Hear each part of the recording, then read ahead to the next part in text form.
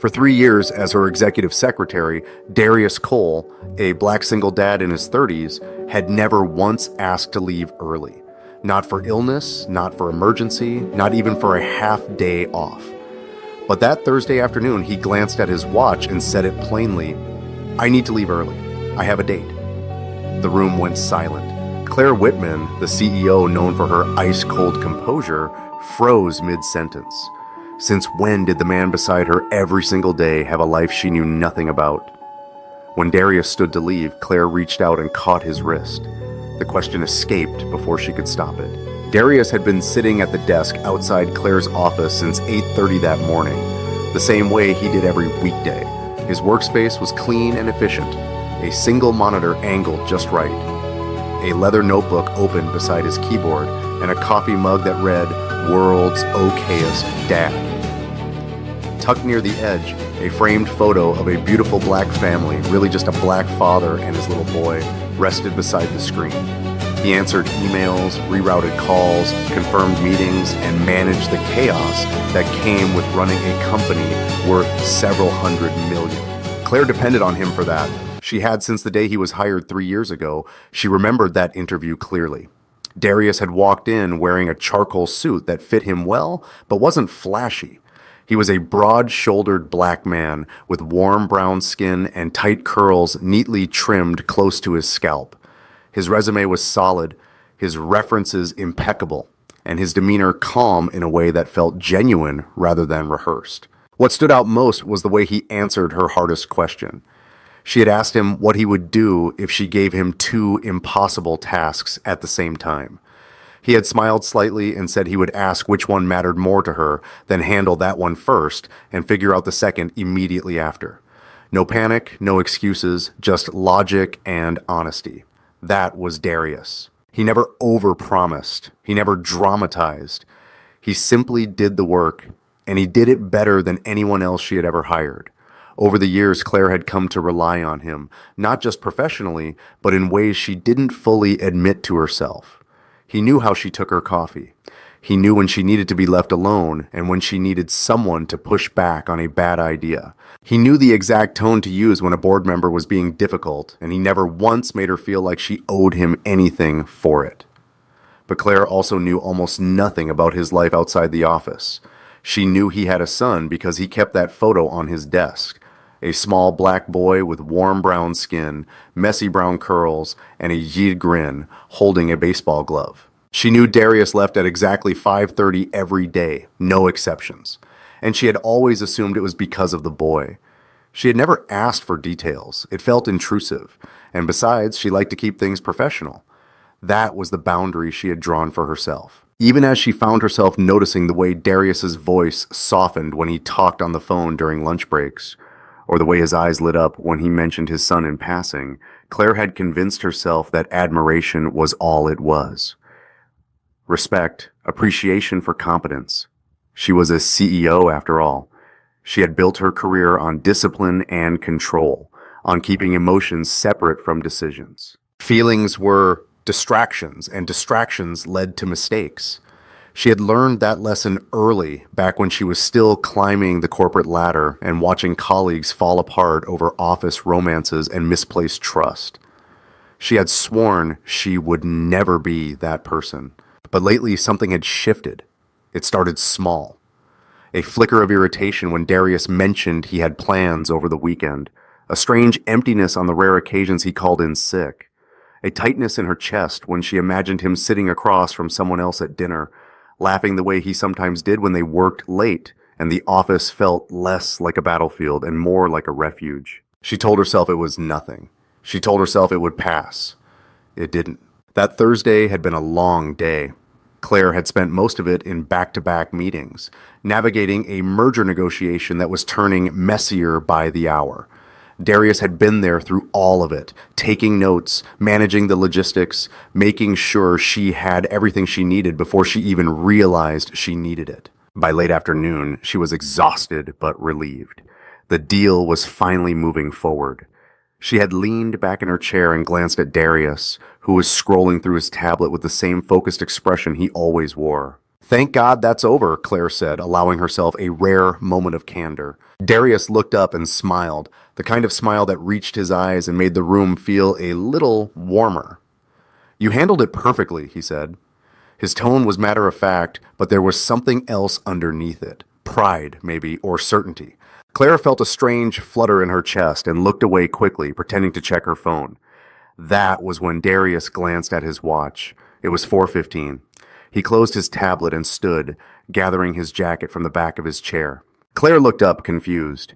Darius never left early. He never left before her, and she rarely left before 6. I need to leave early, Darius said, his voice steady and calm. Claire blinked, waiting for the explanation.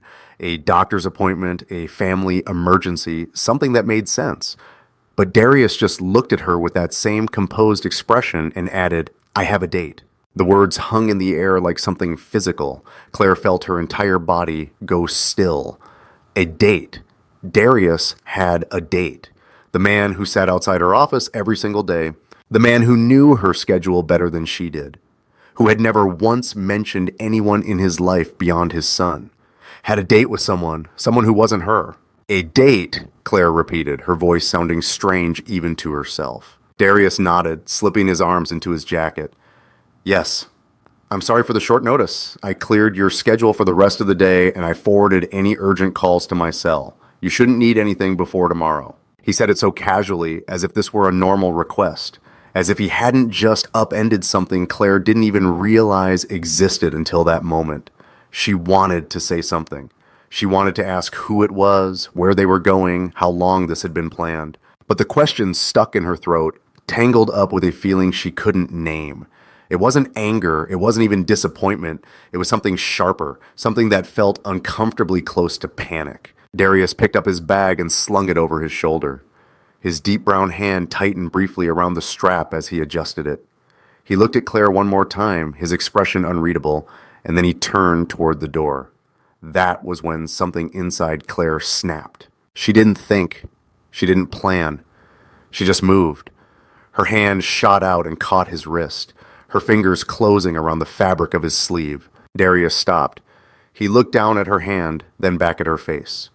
Claire could feel her pulse hammering in her ears.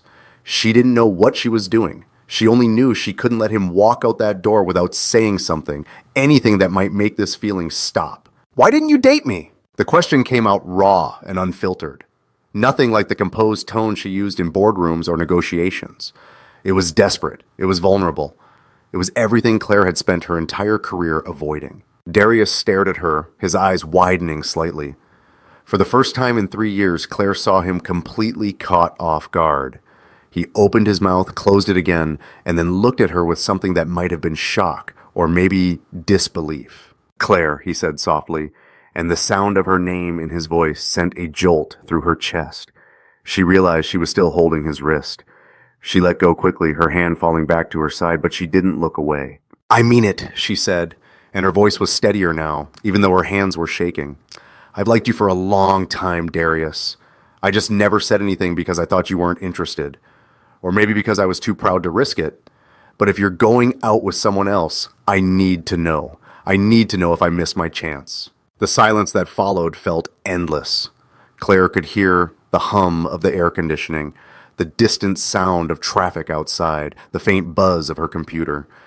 Darius was still standing there, his bag halfway off his shoulder, his expression unreadable.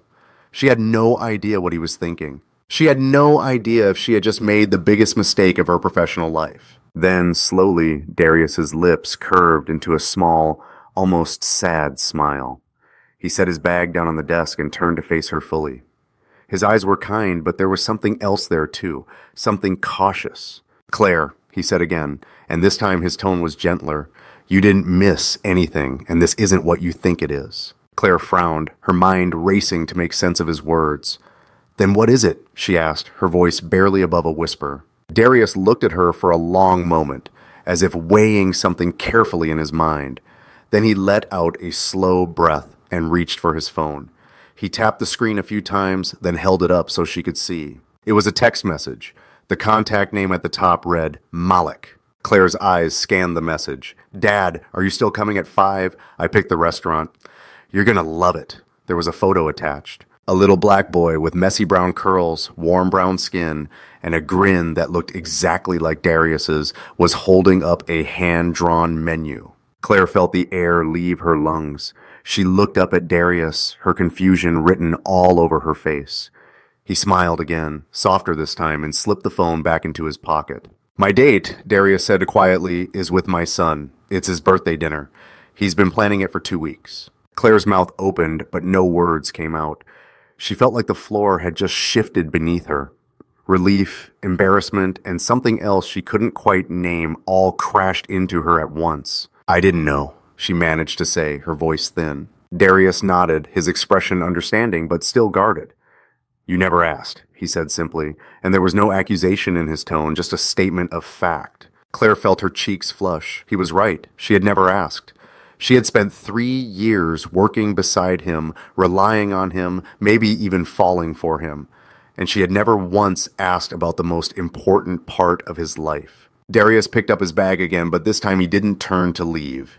Instead, he looked at her with something that might have been hope or maybe curiosity. "Do you want to come with me?" he asked. The question was so unexpected that Claire almost laughed, but Darius's face was serious, his eyes searching hers. "To your son's birthday dinner?" she asked, incredulous. Darius nodded. "He's 7. He likes dinosaurs, mac and cheese, and asking a million questions about everything. And he's been asking me for months if I have anyone special in my life." Darius's voice softened. "I think he'd like to meet you, if you want to, that is." Claire stood there, her heart pounding, her mind spinning. This was insane. She had just confessed feelings to her assistant, nearly ruined everything, and now he was inviting her to meet his 7-year-old son at a birthday dinner she had not been invited to until 5 minutes ago. But as she looked at Darius, at the way he was watching her with that quiet patience she had come to depend on, she realized something. She didn't want to let this moment slip away. Not again. "Okay," she said, and the word came out steadier than she expected. Darius's smile widened, and for the first time that day, Claire felt like she could breathe again. "Let's go," he said, and he held the door open for her. Claire grabbed her coat and followed him out, her heart still racing, but her mind strangely calm. She had no idea what was about to happen, but for once she was willing to find out. The elevator ride down to the lobby was silent. Claire stood beside Darius, her arms crossed loosely over her chest, trying to process what had just happened. She had confessed her feelings to her executive secretary. She had grabbed his wrist like some character in a melodrama, and now she was on her way to meet his 7-year-old son at a birthday dinner she had not been invited to until 5 minutes ago. The absurdity of it should have made her laugh, but instead she felt something closer to dread settling in her stomach. Darius seemed calm, his hands tucked into his pockets, his gaze fixed on the descending floor numbers. Claire glanced at him from the corner of her eye, searching for some clue about what he was thinking. His expression gave nothing away. That was one of the things she had always admired about him, his ability to stay composed no matter what was happening around him. But right now, it made her nervous.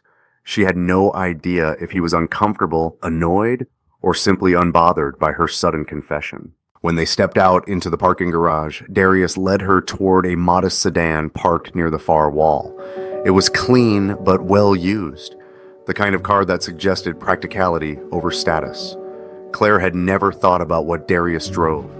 She realized with a pang of guilt that she had never thought about a lot of things when it came to him. She had spent 3 years working alongside a black man whose entire world revolved around his kid, watching him hold everything together with quiet competence, and she had barely scratched the surface of who he actually was. Darius unlocked the car and opened the passenger door for her.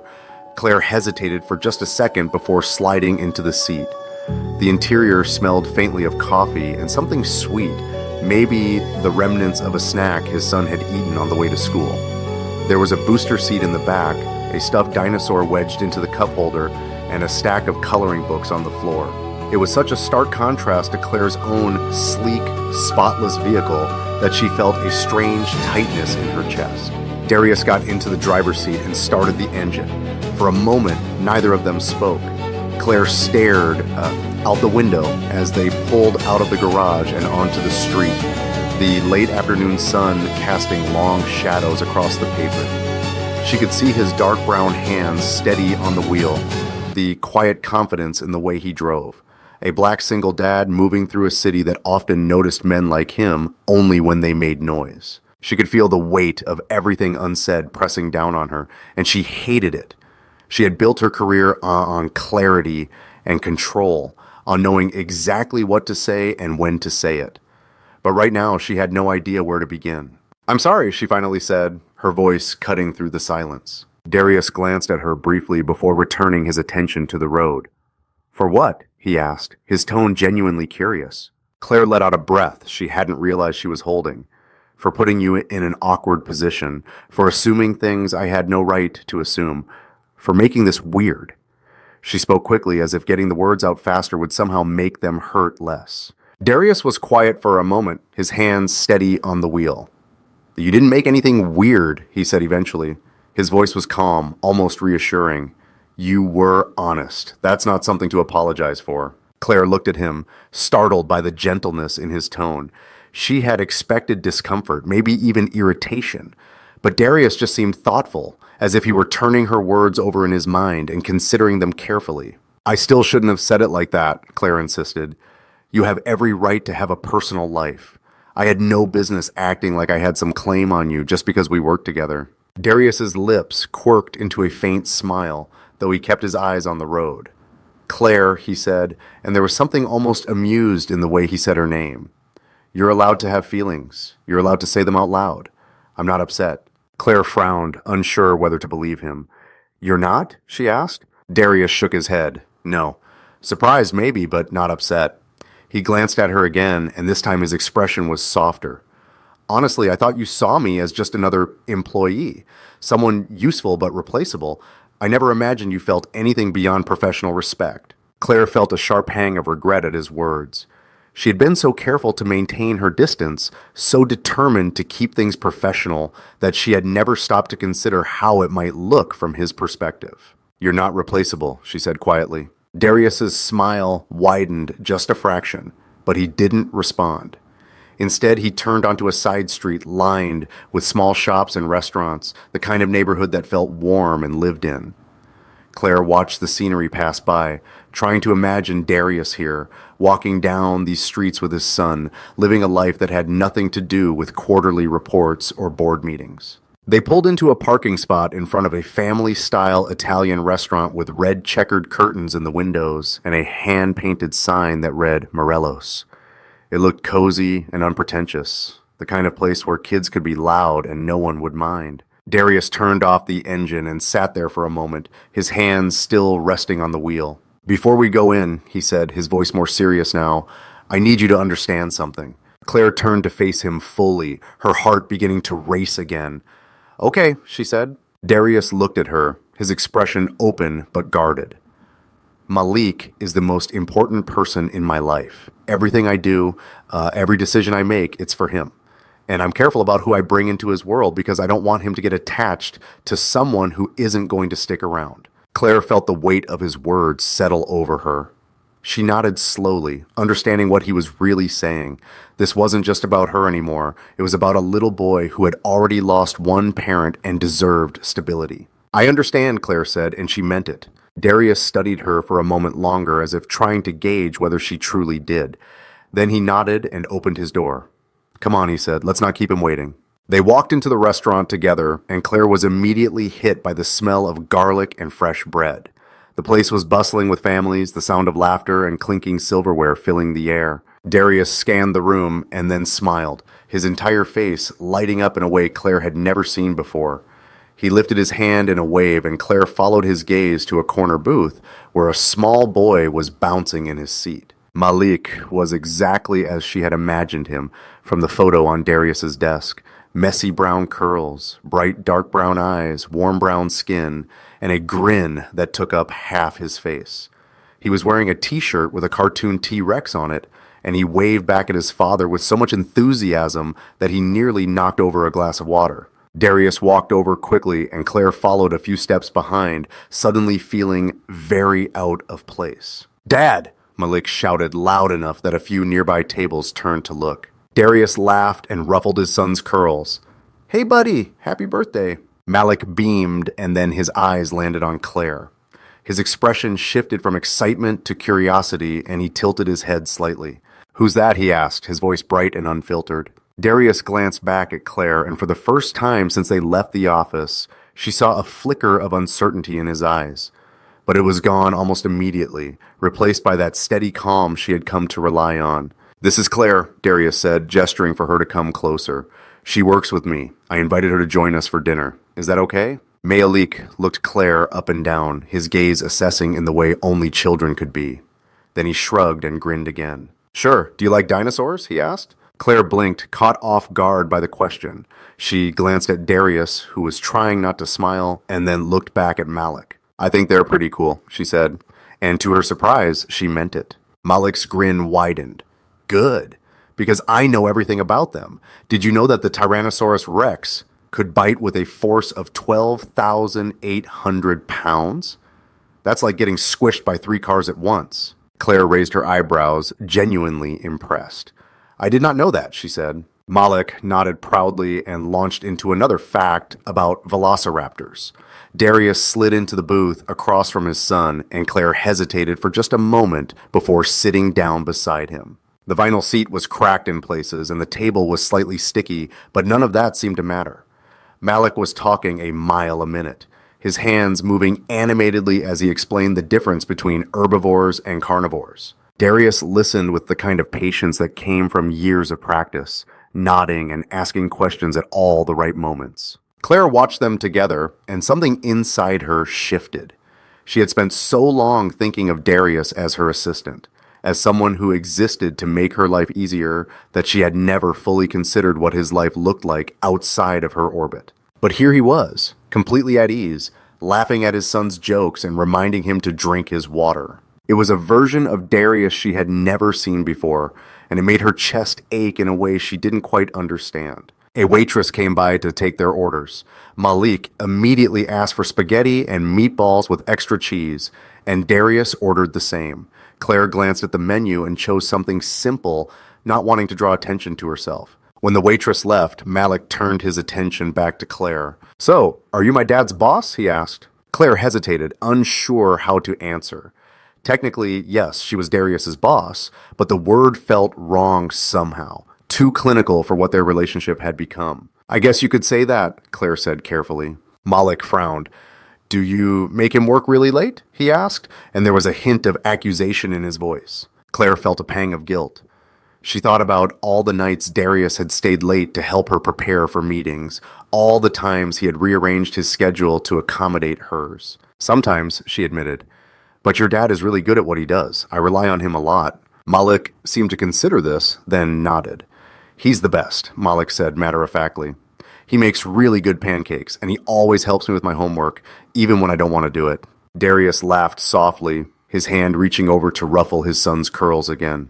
"Thanks, buddy," he said. Malik grinned and then leaned forward, lowering his voice as if he were about to share a secret. "Dad, did you find me a mom?" he asked, his eyes darting between Darius and Claire. The question hit like a sledgehammer. Claire felt her face go hot, and she looked down at her hands, suddenly very interested in the napkin in her lap. Darius, to his credit, didn't miss a beat. "Malik," he said gently, "that's not really how it works." Malik frowned, clearly confused. "But you said you were going on a date. Dates are for finding someone to marry, right?" Darius sighed, and Claire could see the faintest hint of color rising in his cheeks. "Not all dates are like that, bud. And this wasn't that kind of date anyway. This was a date with you. Remember your birthday dinner?" Malik's face lit up again, the awkward moment forgotten as quickly as it had arrived. "Oh yeah, I almost forgot. Can I get cake after with the candles that don't blow out?" Darius smiled, clearly relieved by the change of subject. "We'll see," he said. Claire finally looked up, and her eyes met Darius's across the table. There was something unspoken in his gaze, something that made her heart beat faster. She wanted to say something, to acknowledge the ridiculousness of the situation. But before she could, their food arrived. Malik dove into his spaghetti with the enthusiasm only a 7-year-old could muster, and the conversation shifted to safer topics. Dinosaurs, school, baseball practice. Claire listened, occasionally chiming in when Malik asked her a direct question, but mostly she just observed. She watched the way Darius cut his son's meatballs into smaller pieces without being asked. She watched the way Malik leaned into his father's side when he laughed. She watched the way they moved around each other with the kind of ease that came from years of being a team. And for the first time in a long time, Claire felt like she was seeing something real. Not a boardroom, not a negotiation, just a father and son sharing a meal, living a life that was messy and imperfect and utterly beautiful. She didn't know if she had a place in that life. She didn't know if Darius would ever see her as anything more than his boss.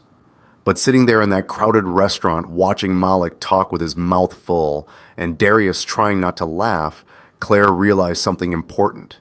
She wanted to find out. By the time dessert arrived, Claire had almost forgotten why she had been so nervous. Malik had spent the last 20 minutes telling her about his favorite video game, a space adventure where you had to rescue aliens from evil robots. He explained the rules with such earnestness that Claire found herself genuinely invested in whether or not the blue alien made it off the planet. Darius watched them both with a quiet smile, occasionally interjecting to correct a detail or remind his son to take a bite of his food. The waitress brought out a slice of chocolate cake with a single candle stuck in the center. It was one of those trick candles that kept relighting no matter how many times you blew it out. Malik's eyes went wide with delight, and he immediately launched into an enthusiastic attempt to extinguish it. After the fifth try, he started laughing so hard he could barely catch his breath. Darius reached over and pinched the wick between his fingers, finally putting the flame out for good. "Make a wish first, bud," Darius said, and Malik squeezed his eyes shut, his face scrunched up in concentration. Claire watched him, this small black boy who seemed so full of life and hope, and she felt something crack open inside her chest. She had spent so many years focused on her career, on building something that mattered, that she had forgotten what it felt like to simply be present in a moment like this. No agenda, no strategy, just cake and laughter and a little boy who believed wishes could come true. Malik opened his eyes and grinned. Darius handed him a fork and he dug into the cake with the same enthusiasm he had shown for everything else that evening. Claire glanced at Darius and he was already looking at her. There was something in his expression that she couldn't quite read. Not pity, not discomfort, but something softer. Something that made her think maybe she hadn't ruined everything after all. When Malik finished his cake, he leaned back against the booth with a satisfied sigh. His face was smudged with chocolate, and his t-shirt had a new stain to add to the collection. Darius pulled a napkin from the dispenser and wiped his son's face with the practiced efficiency of someone who had done this 1,000 times before. "All right, birthday boy," Darius said. "It's getting late. We should probably head home." Malik groaned dramatically but didn't argue. He slid out of the booth and grabbed his jacket from the seat. Then he turned to Claire, his expression suddenly serious. "Are you going to come over again?" he asked. The question caught Claire off guard. She looked at Darius, unsure how to respond, but he just watched her with that same calm patience he always seemed to have. "I don't know," Claire said honestly. "Would you want me to?" Malik thought about it for a moment, then nodded. "Yeah, you're nice, and you didn't get mad when I talked about dinosaurs the whole time." "I liked hearing about dinosaurs," she said, and she meant it. Malik grinned and then turned to his father. "Can we go to the arcade on the way home, just for 10 minutes? Darius shook his head, though his expression was affectionate. "Not tonight. It's a school night, remember?" Malik sighed again, but didn't push. He grabbed Darius's hand and started pulling him toward the door. Darius glanced back at Claire, and she stood quickly, following them out into the cool evening air. The drive back to the office was quieter than the drive to the restaurant.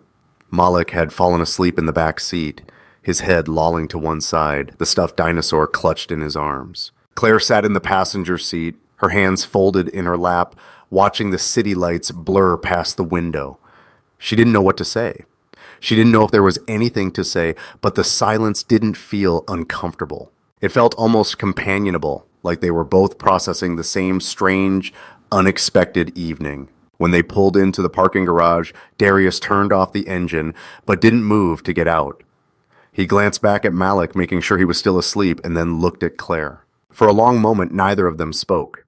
Claire could hear the faint hum of the overhead lights, the distant sound of a car alarm going off somewhere above them. "Thank you for coming," Darius said finally. His voice was soft, careful not to wake his son. Claire turned to look at him, and the words she had been holding back all evening suddenly felt too big to keep inside. I'm sorry, she said, and Darius frowned. You already apologized. You don't need to do it again. Claire shook her head. Not for earlier, for all of it, for the last 3 years, for treating you like you were just part of the furniture, for never asking about your life, your son, anything that mattered. Her voice cracked slightly and she looked down at her hands. You deserved better than that. Darius was quiet for a moment, and when he spoke, his tone was measured. Claire, you're not a bad person for keeping professional boundaries, he said. That's what we both signed up for. I never expected you to be my friend. I was your assistant. That was the job. Claire looked up at him, her eyes stinging. But you were more than that, she said. You are more than that. And I was too scared to admit it because I thought it would make me weak. I thought it would make me vulnerable.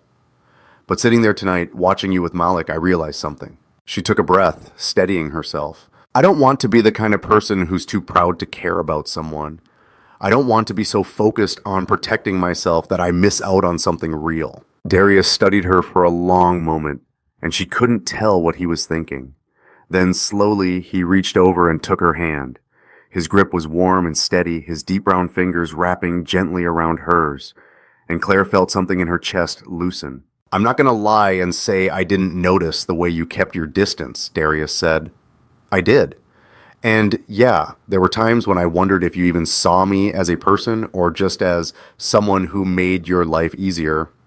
A black man who blended into the background so everything ran smoothly. He squeezed her hand gently. But I'm also glad you let me in tonight, even if it was just a little bit. Claire felt tears prick at the corners of her eyes, and she blinked them back quickly. She wasn't someone who cried easily, but something about the way Darius was looking at her with so much understanding and no judgment made it hard to keep her composure. I don't know what happens next, she admitted. I don't know if this is something that can even work. You have Malik and I have the company, and I don't want to mess up either of those things. Darius nodded, his expression thoughtful. I don't know either, he said, but I think we can figure it out. If you want to, that is. Claire looked at him, at the man who had been beside her every single day for 3 years, who had just invited her into the most important part of his life without hesitation. And she felt something settle inside her, a certainty she hadn't felt in a long time. I want to, she said. Darius smiled, and it was the kind of smile that reached his eyes and made the world feel a little less heavy. Good, he said. They sat there for a moment longer, hands still linked, the silence between them comfortable and full of possibility. Then Malik stirred in the back seat, mumbling something about velociraptors, and Darius let go of Claire's hand to check on him. I should get him home, Darius said, and Claire nodded. She opened the door and stepped out into the cool night air, feeling lighter than she had in years.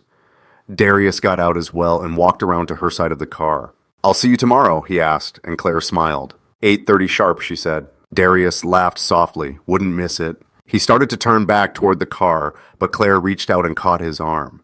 He looked at her, surprised, and she stood on her toes and pressed a quick kiss to his cheek. It was brief, barely more than a brush of her lips against his warm brown skin, but it was enough.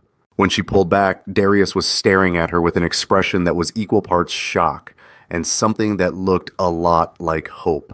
Drive safe, Claire said, her voice steady despite the way her heart was racing. Darius nodded, still looking slightly dazed, and then he smiled again. You too, he said, even though she wasn't driving anywhere. Claire watched as he got back into the car and started the engine. She stood there in the parking garage, her arms wrapped around herself as he drove away. The taillights disappeared around the corner and she was alone again. But this time the loneliness didn't feel suffocating.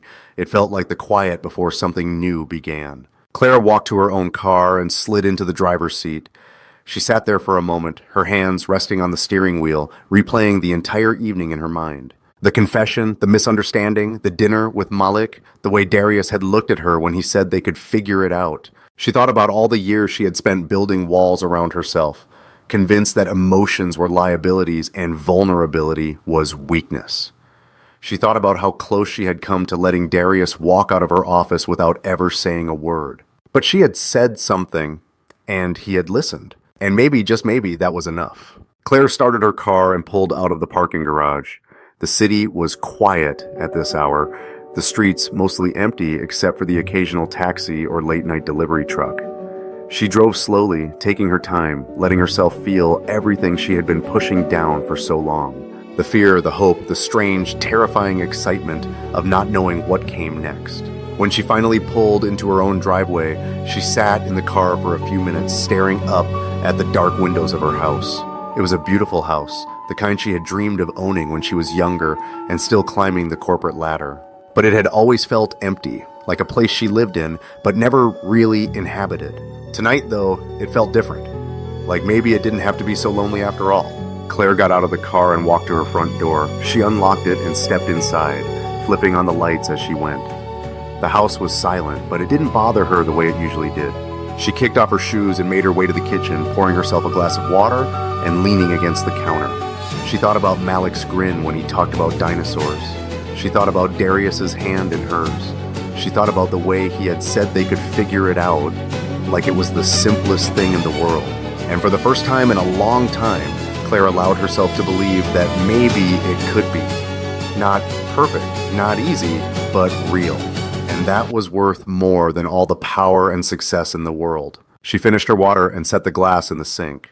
Then she walked upstairs, climbed into bed, and fell asleep with a small smile on her face. Tomorrow would come, and when it did, Darius would be there, just like he always was. But now everything felt different, because now she wasn't afraid to admit that she wanted him to.